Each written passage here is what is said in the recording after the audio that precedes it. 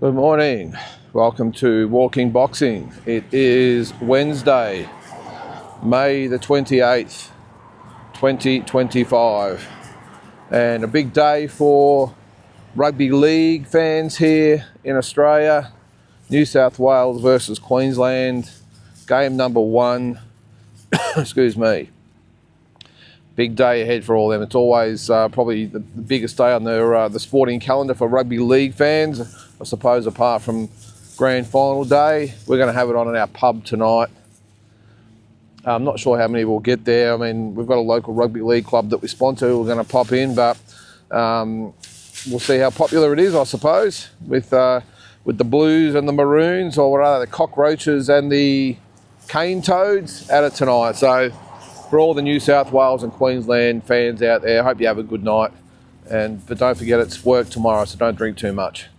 All right, on this day, back in 1934, Barney Ross became the third man in boxing history to win world titles in 3 divisions. Now, it doesn't actually say who he beat.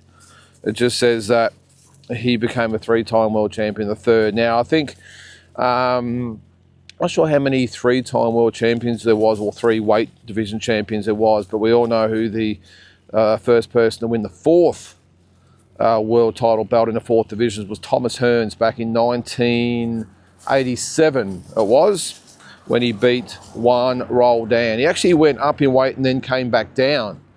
He won I know we're getting off track a little bit here, but he beat Pepino Cuevas in 1981, I think it was, 1980, I think it was. He beat Wilfred Benitez in 82.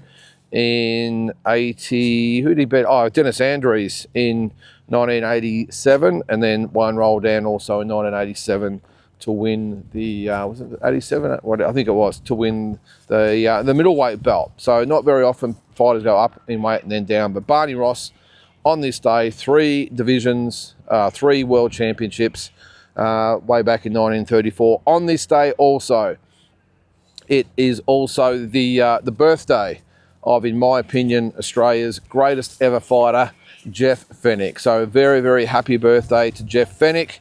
We all remember going to the 84 Olympics. He got ripped off against Red Sapolsky for, the quarterfinals, I think it was. If he had won that, he would have got a bronze medal. Won the fight, apparently. The jury, which is no longer in play, which is thankful. I think it might have only been at that Olympics, actually, and they overturned the result, and he was ripped off at the chance to win that gold medal. And I think he only had 20 or 30 fights at that stage too, which is amazing considering most of the fighters there would have had a lot more than that, probably in the hundreds. And the fact that Russia and Cuba and all that weren't there either, it was a great opportunity to become Australia's first ever Olympic gold medalist, and they took it away from him. Turned pro, won his first world title, I think, in his 7th fight against Satoshi Shingaki. Beat Shingaki in the rematch, then moved up, actually beat Stephen McCrory in the gold medal revenge fight in 86. Went up in 87 and beat Samart Payakaroon for the WBC 122-pound title. Defended it against the likes of Greg Richardson and Tyrone Downs and Georgia Navarro, really high-ranked fighters at the time. And then went up and beat Victor Callejas for the WBC featherweight title, who was an absolute killer at the time. If you remember that fight, he actually hit Jeff Fenech with a left uppercut and nearly lifted him off the canvas, and Jeff just kept coming forward. That was just the type of fighter he was. Defended it against the likes of Marcos Villasana, who was a former and future world champion, great Mexican. Retired, came back. He actually retired and played rugby league, if you can believe that. Not at the highest grade, but he went up and that was his lifelong dream, was to play rugby league. And I think he might have played for the reserve grade or something like that for one of the teams. And then made a comeback and fought Azuma Nelson in that fight in Las Vegas, where he was ripped off for his 4th world title and was never the same after that. Lost the rematch, of course. I was at that fight. It was just a bad day. It just poured rain for most of the day, and then Jeff got in the ring and he was knocked out by Azuma, and then came back for that ill-fated comeback against Kelvin Grove, knocked out in that one. Had another world title shot, surprisingly. We all thought his career was over after that fight with Kelvin Grove, and he came back and fought Philip Holiday and was stopped in 2 rounds, and that was it. Did come back in 2008 for supposedly what was an exhibition fight with Azuma Nelson, according to Nelson himself anyway, but they actually read the scorecards out after the fight and Jeff was declared the winner. And Azuma Nelson still disputes that to this day, that he thought it was an exhibition fight, and was quite surprised when they announced that Jeff had won a unanimous decision, and retrospectively was awarded the decision win over Azuma Nelson and that WBC 130-pound belt. Was it last year or the year before? I think it was. So a little bit of satisfaction for Jeff anyway, but just a magnificent career. Continues to be a real public, well, he's a public figure, I suppose, isn't he? But a highly invested person in boxing these days. Being a trainer, commentator, all that sort of stuff, and the go-to person when it comes to what someone wanted an opinion on another Aussie fighter, and he's always forthright in coming forward and giving his opinions on what's happening in the boxing world. Just recently, when he referred to Tim Tszyu's team as clowns, so not backwards in coming forwards is Jeff, but I hope he has a very happy birthday. 61, by the way, he is today. He's had a few health scares along the way as well, hasn't he? We almost lost him a few years back in Thailand when he had the open heart surgery, and great to see he's back on the mend and looks like he's doing really, really well. But yeah, 61 today is the legend, the Marrickville Mauler, Jeff Fenech. So if he does watch this, I'm not sure he does. We love you, mate. And you always said you love yous all was his catchphrase. Well, we love Jeff Fenech, that's for sure. All right, some boxing news that's going on at the moment. Not a hell of a lot, to be honest. What have we got there? Oh, all right, now this is another alarming bit of news, is that Mike Tyson may be back for another fight. Now, reports are coming out that he's been offered a fight with Kazakh MMA fighter, I've written this down here, Fedor Emelianenko, I think that's how you pronounce it, for December. He's about to turn 59 years of age, is Mike Tyson. I don't know how low some promoters can go. Now, obviously they'll offer Mike a lot of money to go over to Kazakhstan and fight this MMA guy. They have no shame, a lot of these people. It's all just about wringing as much out of Mike, or fighters like Mike, for money.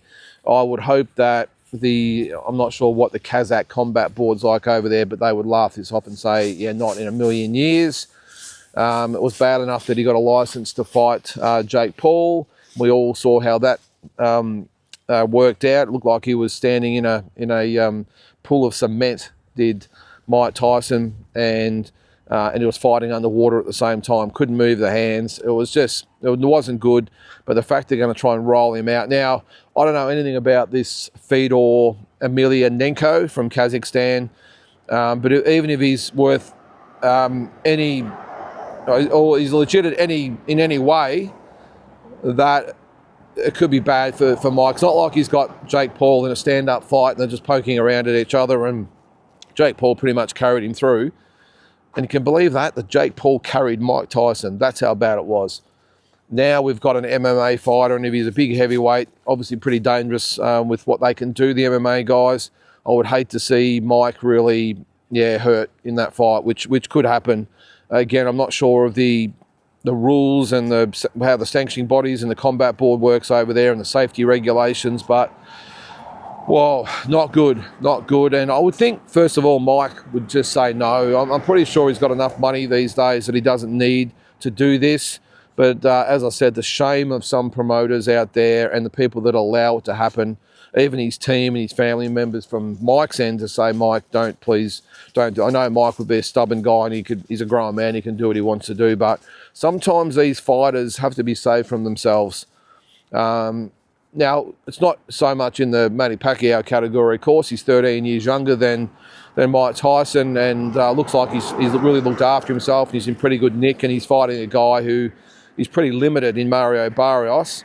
But Mike Tyson fighting a big, strong heavyweight MMA fighter at 59 years of age. I don't like it, and I really hope that it gets knocked on the head, because, as I said, I just think sometimes the fighters need to be saved for themselves, like a James Toney, a Roy Jones Jr., these types of guys, Evander Holyfield. They should not be able to fight. These are legends, and surely at some stage there's got to be something in place to stop this from happening. How can a 59-year-old person be allowed to get in and fight at any level, really?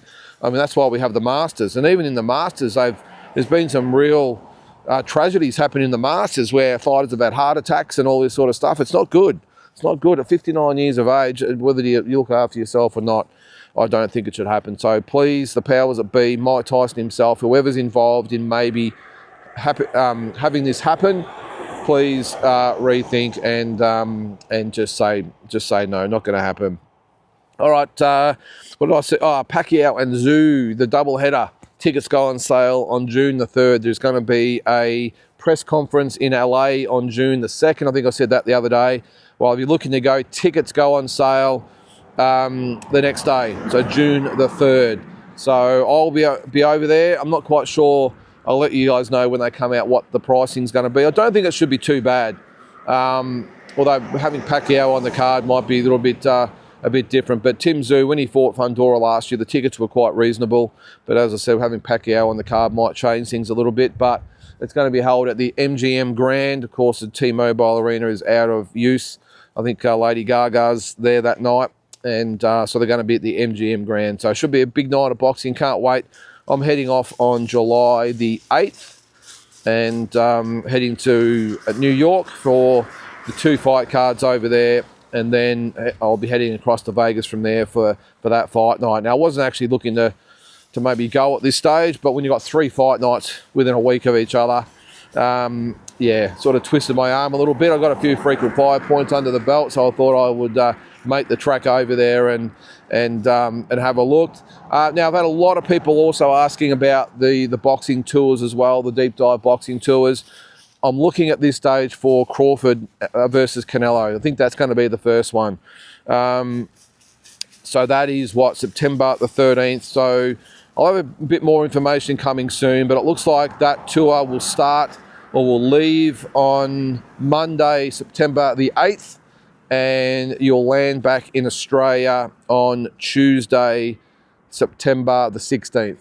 So it's just an in and out mission, I suppose. It goes for a week, so you'll be back on the following Tuesday. So it's a two-day trip, of course. When you leave on the Sunday in Vegas, we'll be back on the Tuesday here. So keep it in mind. I've had a lot of people contact me about it, and as I said, I'll release a few more details shortly. I know the Tim Tszyu fight probably makes the most sense to have the first tour, but I'd already booked my trip before I'd sort of decided to do the tours.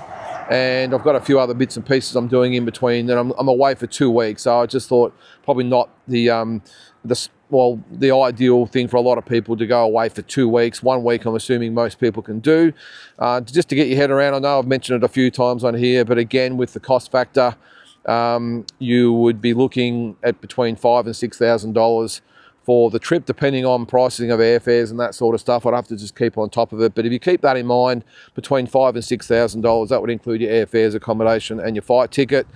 And 6 nights in Vegas we would have over there. So might be time to maybe get in sweet with the lovely, and maybe buy her a bunch of flowers or something and say, hey, in September we're looking to go overseas for the Canelo and Crawford fight. And again, I did say between 5 and 6. Of course, it depends on fight tickets as well. I've got a feeling the fight tickets aren't going to be cheap. So I'll keep you in the loop about that anyway. But keep it in mind, September the 8th until September the 14th, touching down in Melbourne on the 16th of September. I'll probably stay at a hotel like the New York, which is straight across the road from the MGM Grand, but about half the price. That's the sort of thing we'll be sort of looking at. Really, really good hotel as well. There's some other cheaper options as well, but I think the New York is a really nice casino, and it's priced really well. And as I said, just literally across the road from the MGM. There is the Oyo you could probably stay at, by the way. You probably get it for about $80 a night, but you might come home with bed bugs and cockroach bites and all this sort of stuff all over your body. Not great. Do cockroaches bite? I'm not sure. You get the gist. Bed bugs anyway, and not a great hotel. But if you want a cheaper option, I'm happy to hook you up. All right, some other news before we go. What have we got? Not a lot today. Junto Nakatani. Now, a little bit happening with the Junto Nakatani, Naoya Inoue, and even Jesse Bam Rodriguez triangle, I suppose, that Nakatani is talking about after this next fight, the unification fight with, who was it, Raishi, whatever he's, the other Japanese fighter, the IBF title holder. He's going to fight him. He wants to go up to featherweight after that, so he's going to skip 122 and go to 126 and fight Rafael Espinoza, according to his trainer. And then Inoue would then go to featherweight, and the fighters would fight at featherweight at 126. So does that change things up a little bit? So I think Nakatani would probably carry the weight a lot better than Naoya Inoue at 126. So does it change things fighting at 118 or 122? Compared to 126? It's an interesting question. I can't wait to see it. But the other thing is Jesse Bam Rodriguez has actually entered the equation and said he's going to have one, maybe two more fights at 115, and then he's going to go up and we'll look at the likes of Nakatani and Inoue. So wow, we're going to have in the next sort of 18 months or maybe 2 years, we're going to have maybe those three fighters all fight each other. Could it be a little case of the mini Three Kings, where they all fight each other numerous times? We'll see. But what a trilogy that would be, or three fighters against each other, it would be magic. But the fact that Nakatani, I know there's been some noise with him and Inoue, but now that Rodriguez is making some noise as well about going up and fighting him, it's going to be great over the next sort of 18 months to 2 years. Boots Ennis is also talking about going up to 154. Now, apparently what he said is that Barrios is, because he only wants to stay at 147 to unify. But what he's thinking is that Barrios is tied up with Pacquiao. Don't know what's going to happen after that fight. And Norman has got his fight in Japan coming up. And neither one of them at this stage are looking like they're too keen to fight Boots Ennis. So he's looking at, come here, buddy. Oh, you little bugger. Going up to 154, maybe as early as his next fight. So we'll keep an eye on that. Some massive fights there at 154 for Boots, isn't there? And one last thing, we know the Canelo and Crawford fight's coming up. Terence Crawford's, of course, here in Australia at the moment. He's already had another big day yesterday, so keep a lookout for all his appearances. But Teddy Atlas has tipped that he thinks that Terence Crawford will beat Canelo Alvarez, and Teddy Atlas knows what he's talking about. But there's not just Teddy, there's a lot of people all of a sudden out there thinking that Terence Crawford's going to beat Canelo, and I know I for one think he's a massive chance. I do think though I think he's going to be really switched on for this fight. I think the fact that a lot of people are picking Crawford over Canelo will hopefully wind back the clock a little bit. He looked terrible in his last fight, but I know he had a lot of things happening in that one that I don't think we'll see again.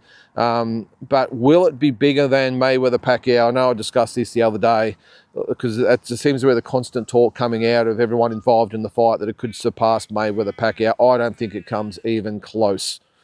If Pacquiao did 4.6 million buys over there, I'm thinking between 1 and 1.5. That's all I'm thinking. Maybe 1.5. I think it's going to be about a third of what less than a third of what Mayweather and Pacquiao did. We'll see though. But either way, a big fight is a big fight, and we'll take it, won't we? So guys, look, that's going to do it for today. Hope you have a great Wednesday, and we'll catch you tomorrow.